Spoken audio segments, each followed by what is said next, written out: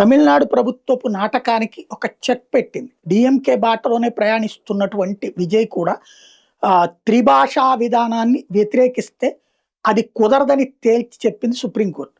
అయితే త్రిభాష అంటే అంటే ఇక్కడ ప్రభుత్వం చెప్తున్నది ఏంటి? లోకల్ ప్రాంతీయ భాష మస్ట్. ఇంగ్లీష్ భాష మస్ట్. మూడవది ఏదైనా ఎంపిక చేసుకోండి అంటున్నారు. అది హిందీనే అని చెప్పలా. అది ఇంతకుముందే గవర్నమెంటే స్పష్టం చేసింది. ఇప్పుడు ఫర్ ఎగ్జాంపుల్ ఆంధ్ర వాళ్ళు తమిళనాడులో బతుకుతున్నారు, కర్ణాటకలో బతుకుతున్నారు.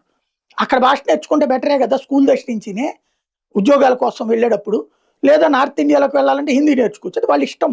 వాళ్ళ కుటుంబ సభ్యులు ఎంపిక చేసుకునేది. కానీ త్రిభాష అంటే హిందీని తెచ్చి మా మీద రుద్దుతారన్నటువంటి ఒకటి సెంటిమెంట్ను రేకెత్తిచ్చినటువంటి స్టాలిన్ ఓడిపోయాడు. ఆ ఓడిపోయేటటువంటి వాటిలో అది కూడా ఒకటని తెలిసిన తర్వాత కూడా విజయ్ కొనసాగిస్తున్నాడు. ఇప్పుడు సుప్రీంకోర్టు చాలా స్పష్టంగా ఇద్దరికి 2 సలహాలు ఇచ్చింది. 9వ తరగతి నుంచి త్రిభాష వద్దు, 6వ తరగతి నుంచినే పెట్టండి అని కేంద్ర ప్రభుత్వానికి సూచించింది.